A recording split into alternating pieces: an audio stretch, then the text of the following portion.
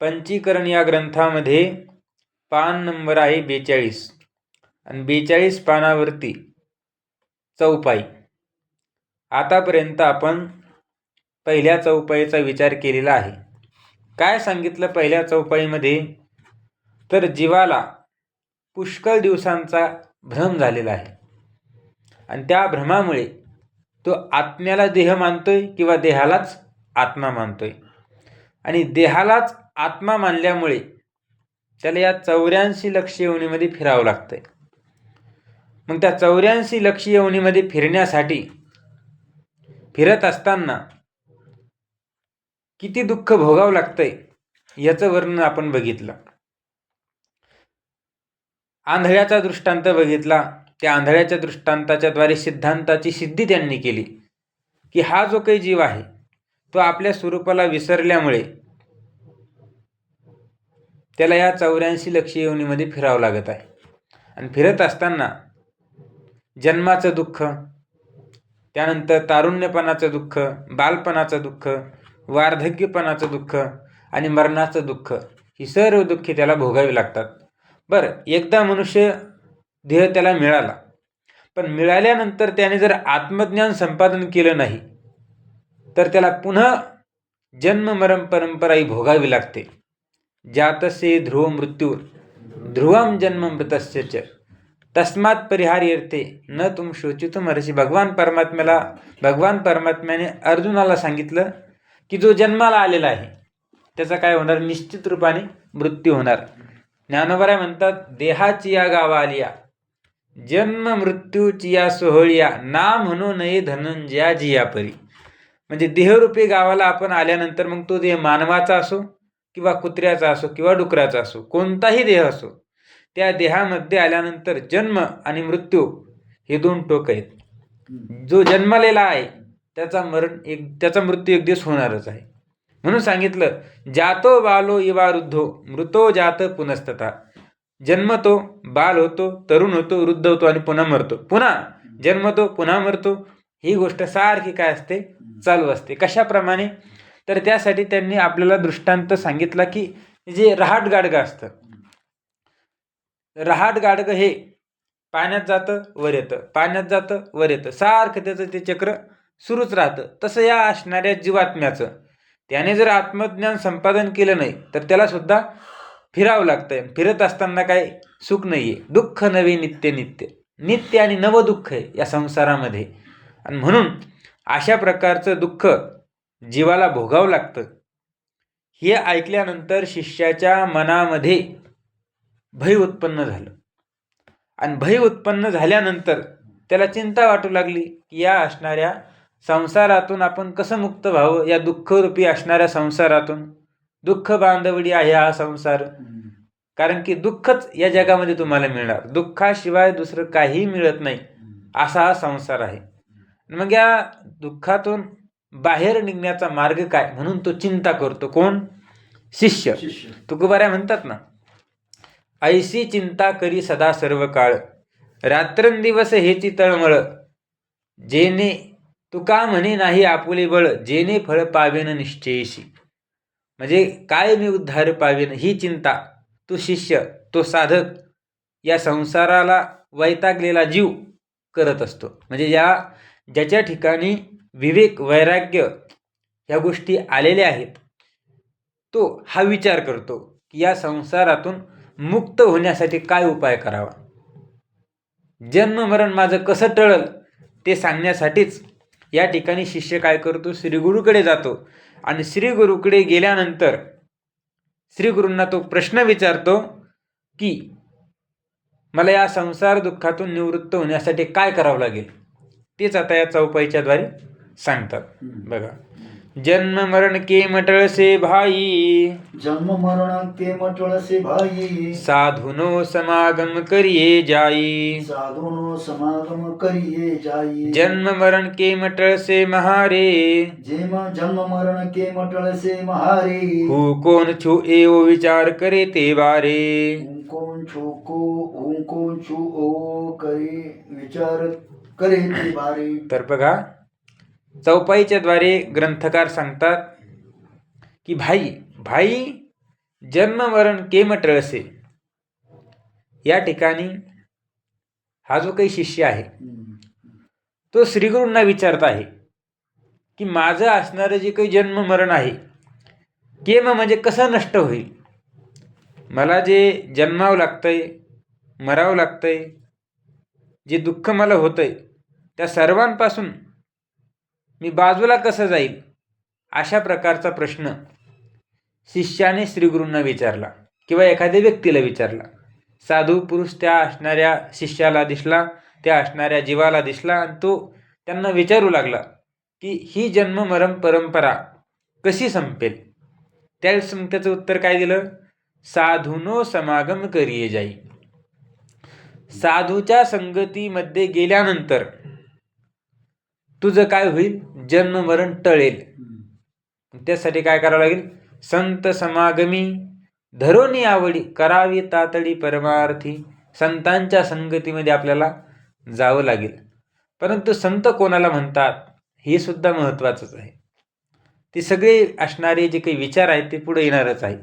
पण संत शब्दाची व्याख्या करत असताना संतुष्ट हे चित्त सदा सर्व काळ नाही हळहळ चित्ताची. म्हणजे संत त्याला म्हणतात जो सदा संतुष्ट असतो, जो कोणाचा द्वेष करत नाही, कोणाविषयी प्रेम करत नाही, त्याला काय म्हणतात, संत म्हणतात. श्रीमद भागवतामध्ये लक्षण करत असताना असं सांगितलेलं आहे, निरपेक्ष, जो निरपेक्ष असतो त्याला संत म्हणतात. ज्याला कोणाचीही अपेक्षा नाही आता त्याला संत म्हणतात. निर्वैर समदृष्टी, या जगामध्ये त्या महात्म्याला कोणीही आता शत्रू राहिलेला नाहीये, त्याला संत म्हणतात. जो समदर्शी आहे, ज्याला कुत्र्यामध्ये, मांजरामध्ये, डुकरामध्ये एकच परमात्मा तत्व दिसतं, त्याला संत म्हणतात. विद्या विनय संपन्नी ब्राह्मणे गवी हस्तिनी शुनीचैव शोपाकेचे पंडिता समदर्शिनः. समदर्शिना म्हणजे काय, ब्राह्मणामध्ये, चांडाळामध्ये, कुत्र्यामध्ये, मांजरामध्ये जो परमात्माच बघतो तो काय तर समदर्शी आहे, असा तो असावा. त्यानंतर आणि अशा संतांच्या संगतीमध्ये काय करायचंय तर आपल्याला जायचं आहे. आणि जर आपण गेलो तर काय होईल, आपलं जन्म मरण टळेल. म्हणजे त्या ठिकाणी आपलं जन्म मरण, मरणासाठी कारण जी अविद्या आहे, जे अज्ञान आहे, ते अज्ञान काय करतील, ते ज्ञान देऊन नष्ट करतील. जन्म मरण केम टळसे महारे. पुन्हा प्रश्न केला. पहिला प्रश्न काय केला की जन्म मरण कसं नष्ट होईल. उत्तर दिलं, संतांच्या संगतीमध्ये जा, तुझं जन्म मरण नष्ट होईल. पुन्हा प्रश्न केला की जन्म मरण केम टळसे महारे. माझं, महारे म्हणजे माझं, जन्म मरण कसं टळेल तर सांगतात, हु कोण छू एव विचार करे ते बारे. पहिली गोष्ट म्हणजे साधूच्या संगतीमध्ये जावं लागेल. आणि दुसरी गोष्ट म्हणजे मी कोण आहे. हु कोण छू, छू म्हणजे आहे, कोण, हु म्हणजे मी कोण आहे, एवं असा विचार करशील तेव्हा तुझं जन्ममरण टळेल. म्हणून ज्ञानोबराय म्हणतात, आहे मी कोण हा करावा विचार, म्हणे ज्ञानेश्वर निवृत्तीचा. नेमकं मी कोण आहे, हा देह म्हणजे मी आहे का, इंद्रिय म्हणजे मी आहे का, प्राण म्हणजे मी आहे, नेमकं मी कोण आहे, हा विचार ज्यावेळेस आपण करू त्यावेळेस आपलं काय होईल, जन्ममरण हे नष्ट होईल. कारण की विचारा वाचून न पविजे समाधान. समाधान प्राप्त जीवनामध्ये करायचं असेल तर काय असावं लागतोय, विचार असावा लागतोय. ठीक. तर बघा आता टीका. अनेक जन्मामध्ये निष्काम केलेल्या वैदिक शुभकर्माच्या समुदायांच्या फलप्राप्तीने व प्रसन्न झालेल्या ईश्वराच्या अनुग्रहाने शांती, दांती, श्रद्धा इत्यादी साधनांनी संपन्न झालेल्या जिज्ञासूला या आपल्या जन्ममरणाचे मोठे दुःख कसे टळेल, म्हणजे कोणत्या उपायाने निवृत्त होईल, अशी जर जिज्ञासा उत्पन्न झाली तर या मुमुक्षुने खऱ्या साधूजवळ जाऊन त्याचा समागम करावा. बघा आता मुख्य दोन गोष्टी ध्यानात ठेवायच्या, सकाम आणि निष्काम. निष्काम वैदिक कर्म आपण केलं म्हणजे यज्ञ यागादी कर्म, नित्यनैमित्तिक कर्म जे असतात नित्यकर्म संध्यावंदन आदी, नैमित्तिक कर्म श्राद्ध असेल, चंद्रग्रहण असेल, सूर्यग्रहण असेल, किंवा वयाने जातीने वरिष्ठ एखादा व्यक्ती समोरून आलेला असेल, ब्रह्मनिष्ठ महात्मा आपल्या समोरून आलेला असेल, तर त्याचा आदर सत्कार करणं हे नैमित्तिक कर्म. प्रायश्चित्त कर्म आपल्याकडून अमुक एक पाप झालेलं आहे असं आपल्याला कळलेलं असेल तर त्याचं असाधारण प्रायश्चित्त करणं. जसं एखाद्या संन्याशाने द्रव्य घेतलं तर त्याला 3 दिवस उपवास, द्रव्य त्यागपूर्वक 3 दिवस उपवास सांगितलेला आहे संन्याशाने. जर आपण संन्यास घेतलेला असेल तर द्रव्याला हात लावण्याचा अधिकार त्याचा राहत नाही. म्हणून आता आपण द्रव्य तर घेतलेलंच आहे. मग एखादा म्हणाल की मी द्रव्य त्याग करतो पण उपवास नाही करणार, तर ते प्रायश्चित्त होत नाही. त्याला 3 दिवस उपवास आणि जे द्रव्य घेतले ते देऊन टाकावं लागतं, तर ते प्रायश्चित्त होतं. असं असाधारण प्रायश्चित्त सांगितलेलं आहे. आणि न कळत आपल्याकडून जीवनामध्ये जी काही पातकं घडलेली आहेत ती पाप नष्ट करण्याकरिता साधारण प्रायश्चित्त सांगितलेलं आहे. कोणतं ते? तर ईश्वराचं नामस्मरण करणं आणि गंगेचं स्नान वगैरे करणं, परोपकार करणं. याने काय होतात, जी नकळत घडलेली पाप आहे ती नष्ट होऊन जातात. सांगायचं इथं काय, वैदिक निष्काम कर्म आणि वैदिक सकाम कर्म, यज्ञ यागादी कर्म तुम्ही केलेत, पण तुमच्या अंतःकरणामध्ये जर स्वर्ग प्राप्तीची इच्छा असेल तर ते निष्काम कर्म होऊ शकत नाही. आणि जर तुम्ही निष्काम भावनेने केली वैदिक कर्म तर तुम्हाला तुमचं अंतःकरण शुद्ध होतं. आणि अंतःकरण शुद्ध झाल्यानंतर अंतःकरण स्थिर होतं, कारण की ही परंपरा आहे. जोपर्यंत अंतःकरण शुद्ध होत नाही तोपर्यंत स्थिरही होत नाही. इथं काय सांगतात बघा, अनेक जन्मामध्ये काय केले, वैदिक निष्काम कर्म केलेले आहेत आणि त्या शुभ कर्माच्या समुदायाच्या फलप्राप्तीने जी शुभ कर्म तुम्ही केलेली आहेत, जी चांगली कर्म तुम्ही केलेली आहेत, त्या कर्माचा जो समुदाय आहे त्या समुदायाने तुम्हाला, त्या समुदाय म्हणजे पुण्यरूप समुदाय, त्या पुण्याने तुमच्या अंतःकरणामध्ये श्रद्धा, शांती, दांती ह्या काय होतात, ईश्वराच्या कृपेने प्राप्त होतात.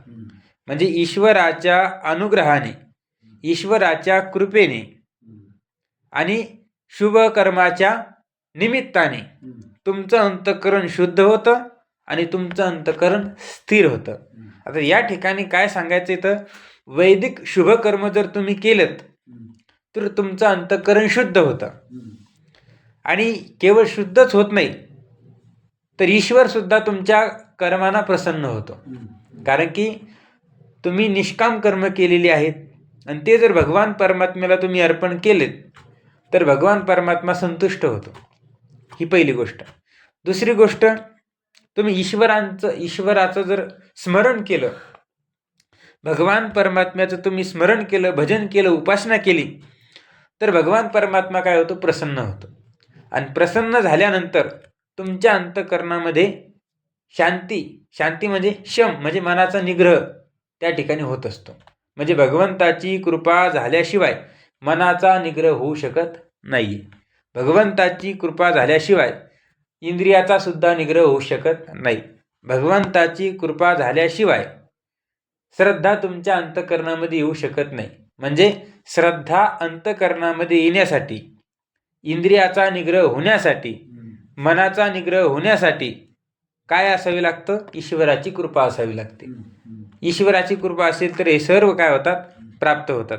आणि अशा प्रकारचा जो साधक आहे की ज्याने अनंत जन्मामध्ये निष्काम भावनेने वैदिक कर्म करून आपलं अंतःकरण निर्मळ केलेलं आहे, शुद्ध केलेलं आहे आणि भगवान परमात्म्याची सेवा करून, उपासना करून, भगवंताला प्रसन्न करून शम, दम, श्रद्धा इत्यादी साधनांनी जो संपन्न झालेला आहे, असा जो जिज्ञासू आहे, अशा जिज्ञासूला या जन्ममरणाचं काय वाटतंय, दुःख वाटतंय.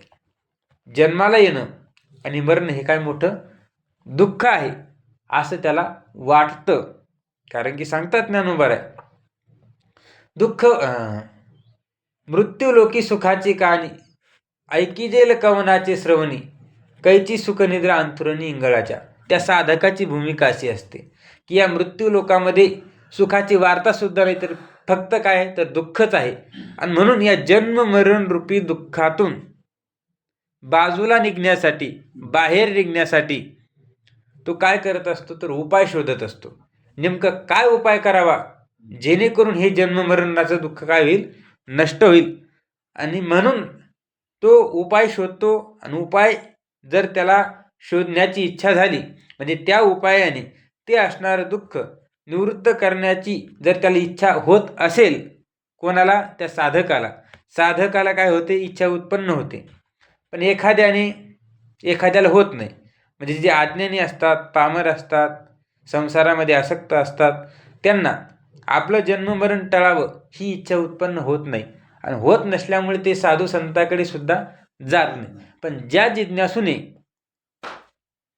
या साधनांनी संपन्न जो झालेला आहे, कोणत्या, विवेक, वैराग्य, समाधी, षटक, मुमुक्षुत्व, या 4 साधनांनी जर तो संपन्न झालेला असेल आणि त्याला जन्म मरणातून बाहेर निघण्याची जर इच्छा असेल, तर त्याने काय करावं तर खऱ्या साधूजवळ त्याने जावं. आणि खऱ्या साधूजवळ जाऊन त्याने काय करावं तर त्यांची सेवा करावी. आणि सेवा केल्यानंतर ते काय करतील, तुम्हाला ज्ञान प्राप्त करून देतील. तद्विद्धी प्रणिपातेन परिप्रश्नेन सेवया उपदेक्षिन्ते ते ज्ञानम ज्ञानिनः तत्वदर्शिनः, असं त्या ठिकाणी भगवंताने सांगितलेलं आहे. आता या असणाऱ्या चौपाईच्या माध्यमाने काय वर्णन केलं, 3च गोष्टी सांगितल्या. एखाद्या साधकाला, जिज्ञासूला जन्म मरण रूपी हा जो काही संसार आहे, यातून बाहेर निघण्याची काय इच्छा आहे, त्याने काय केलं पाहिजे तर त्याने साधूच्या संगतीमध्ये गेलं पाहिजे. आणि साधूच्या संगतीमध्ये गेल्यानंतर काय केलं पाहिजे तर मी कोण आहे हा विचार त्यांनी केला पाहिजे. हे या चौपाईच्या द्वारे या ठिकाणी स्पष्ट केलेलं आहे. ठीक. आता शिष्य काय करतोय, प्रश्न करतोय. शिष्य, महाराज, साधू शब्दाचा अर्थ काय? तुम्ही सांगितलं मला. काय सांगितलं की जन्म मरण परंपरेतून बाहेर निघण्याकरिता, त्या जन्म मरणाला नष्ट करण्याकरिता साधूच्या संगतीमध्ये जा, असं तुम्ही मला सांगितलंय. पण नेमकं साधू शब्दाचा अर्थ काय होतो, हा काय शिष्याचा प्रश्न आहे. मग शिष्य म्हणतो, यांना साधू म्हणायचं का? कोणाला? कौपीन ज्यांनी धारण केलेली आहे त्यांना साधू म्हणायचं, किंवा तुंबा इत्यादिकांचे धारण करून केवळ बाह्य वेशे करून लोकास फसवून स्वतःचा निर्वाह करीत जो जगभर फिरत असतो तोच साधू, की साधूचे लक्ष्य याहून काही वेगळी आहेत? शिष्याने प्रश्न केला की साधू नेमकं म्हणायचं कोणाला? मग शिष्य आपल्या मनामध्ये जे आपल्या मनोगत सद्गुरूंपुढे काय करतो, व्यक्त करतो की मला असं वाटतंय की यांना साधू म्हणायचं का, की ज्यांनी लंगोट धारण केलेले, ज्यांनी भगवी वस्त्र धारण केलेलं आहे, ज्यांच्या हातामध्ये तांब्या आहे, ज्यांनी बाह्य वेश धारण करून लोकांना जे फसवत आहे, जगभर फिरत आहे, तेच साधू, किंवा या साधूपेक्षा आणखी काही वेगळीच साधूंची लक्षणे आहेत. म्हणजे इथं काय सांगितलं, नेमकं साधू म्हणायला साधू कोणाला म्हणायचं? केवळ बाह्य वेश धारण करणाऱ्याला साधू म्हणायचं का साधू यांच्याहून काहीतरी वेगळेच आहेत? हा काय तर प्रश्न आहेत. की साधूची लक्षणे याहून काही वेगळी आहेत, ज्या लक्षणावरून खऱ्या साधूच्या स्वरूपाची ओळख पटल्यावर त्याचा समागम केल्याने जन्म मरणाचे क्लेश निवृत्त होतात, ती साधूची लक्षणे मला कृपा करून सांगावी. आता या ठिकाणी 2 प्रश्न. साधू कोणाला म्हणतात हा पहिला प्रश्न, आणि क्लेश निवृत्त ज्यांच्यामुळे होतात ते साधू. क्लेश निवृत्त ज्यांच्यामुळे होतात ते साधू का ज्यांनी केवळ बाह्यवेश धारण केलेला आहे ते साधू? कळलं ना? साधू कोण नेमकं? ज्यांच्या संगतीने क्लेश निवृत्त होतात ते साधू, का ज्यांनी केवळ बाह्यवेश धारण केलेला आहे ते साधू? नेमके साधू कोण? आता क्लेश म्हणजे काय? तर 5 प्रकारचे क्लेश आहेत. अविद्या, अस्मिता, राग, द्वेष आणि अभिनिवेश. अविद्या म्हणजे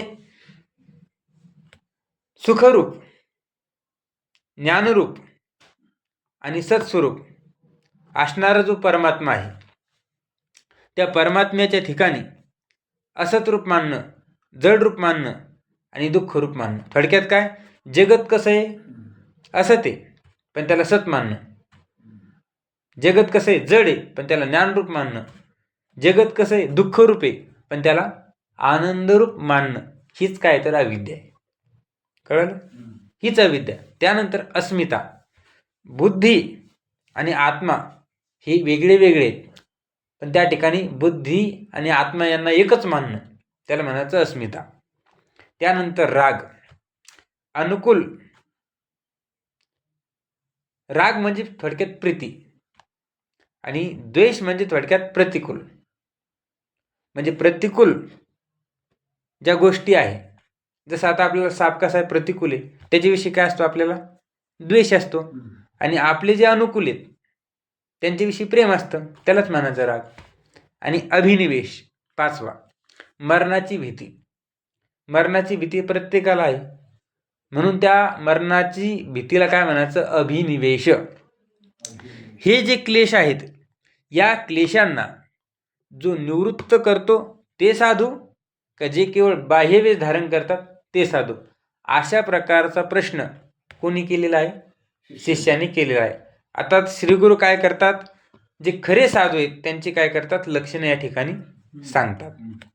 श्रीगुरु, अरे बाबा, तो साधू की जो स्वधर्माचा त्याग करीत नाही. बघा, साधूचं पहिलं लक्षण, जो स्वतःचा जो काही धर्म आहे त्या धर्माचा त्याग जो करीत नाही त्याला म्हणायचं साधू.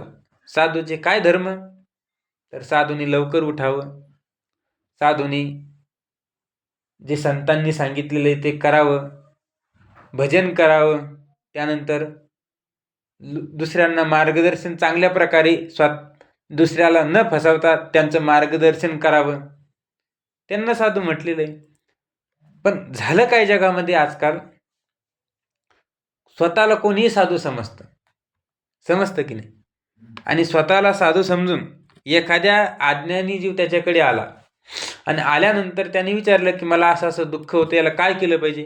की लगेच हा साधू काय करतो? त्याला उपाय सांगतो. नेमकं या उपायाने याचं दुःख नष्ट होईल किंवा होणार नाही ही काही माहिती नसतं, पण त्याला काय करतो आपण? उपाय सांगून देतो. का? कारण की आपल्याला एक अहंकार निर्माण झालेला असतो की मी कोणी? आता साधू आहे. पण खरंच आपल्यामध्ये तेवढं सामर्थ्य असतं हे त्याला कळतंय, आपल्यात सामर्थ्य नाहीये, परंतु अहंकार, दंभ, आणि त्यामुळे तो काय करतो? लोकांना तशा प्रकारचं सांगत असतो. सांगायचं काय इथं? जर आपल्याकडं खरोखर ते सामर्थ्य असेल तरच आपण काय करायचं? लोकांना सांगायचं असतं. उगा आपलं मोठेपणा मिरवण्यासाठी या गोष्टी सांगायच्या नसतात, है की नाही? जो स्वधर्माचा त्याग करीत नाही, पहिलं लक्षण. ज्याच्यातही सर्वदा समदृष्टी आहे. म्हणजे साधू कोण? जो समान बघतो. कुत्र्यामध्ये, मांजरामध्ये, सर्वांमध्ये जो परमात्माच बघतो. म्हणजे त्याला मी तू पण ज्याच्या ठिकाणी राहिलेलं नाहीये. मी तू पण जाऊ दे दुरी, एकची घोंगडी पांघरू हरी. तिथं मी तू म्हणजे जिथं मी आला तिथं माझा आला, आणि जिथं माझा आला तिथं तुझा आला. ह्या गोष्टी राहिल्या नाही पाहिजे. ज्याचे ठाई सर्वदा समदृष्टी आहे तो कोणी? तर साधू. त्यानंतर वैराग्य. ज्याला इहलोकातील आणि परलोकातील जे अनुकूल असणारे विषय आहेत त्या विषयाच्या विषयी, त्या भोगाविषयी वैराग्य निर्माण झालेलं, म्हणजे इच्छाराहित्य त्याचं जीवन झालेलं आहे. इच्छारहित जीवन झालेलं आहे. म्हणजे मला हे नकोय. कोणी काही तुम्हाला आणून दिलं तर मला नको बा. मला जे जीवन जगण्यासाठी वस्तू लागतात त्या माझ्याकडे आहेत, मला याची अपेक्षा नाही.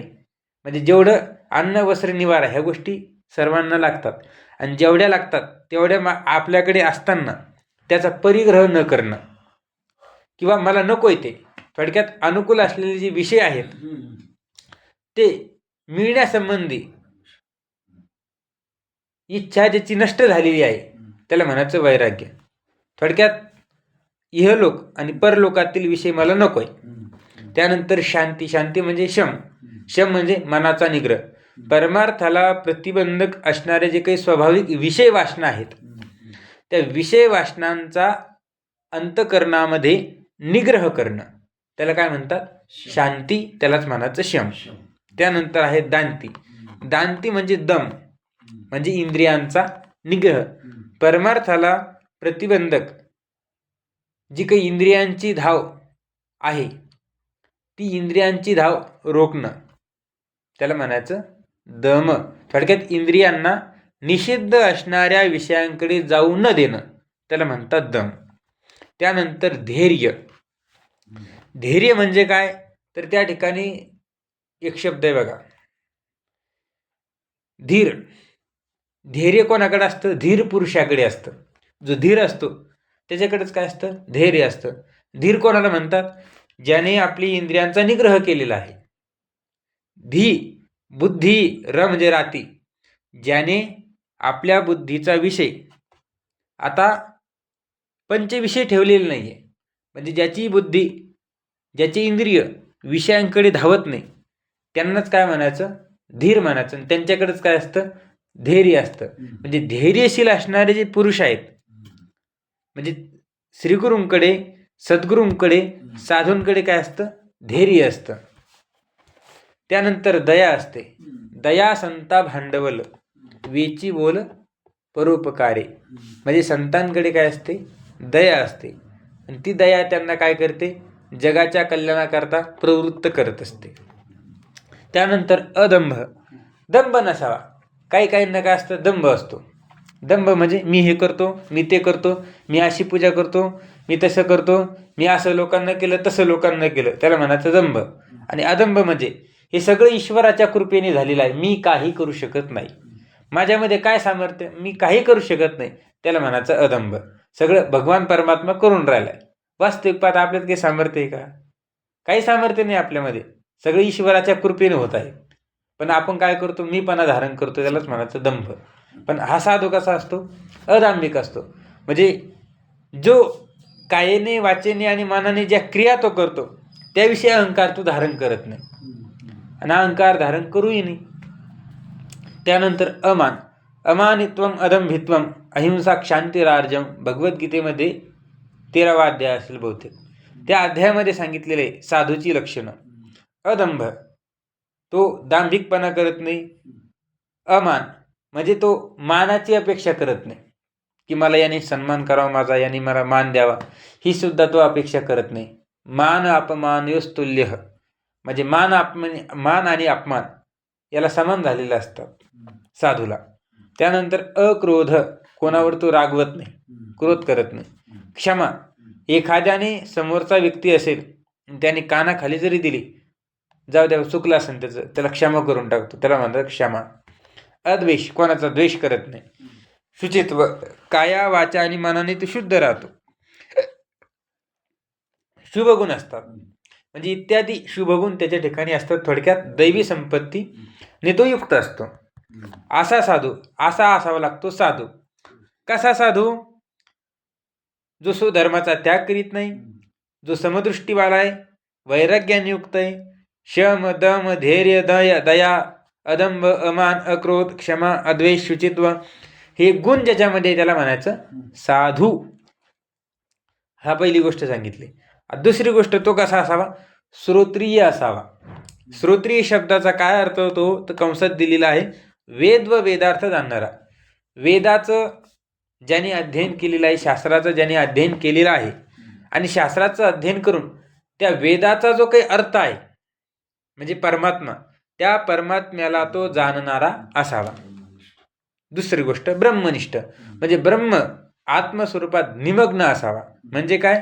ब्रह्मस्वरूपाच्या ठिकाणी श्रद्धा धारण करणारा, की ते असणारे ब्रह्म मीच आहे, अशा प्रकारचा निश्चय ज्याचा असतो, त्याला म्हणायचं ब्रह्मनिष्ठ. या दोन विशेषणांनी मुख्यत्वे करून पूर्णपणे युक्त असला तर त्या साधू सद्गुरू म्हणावे. बघा, साधू कोणाला म्हणतात आणि सद्गुरू कोणाला म्हणतात, हा सर्व विचार या ठिकाणी सांगितला. मुख्य दोन लक्षणं सांगितली, श्रोत्रिय आणि ब्रह्मनिष्ठ.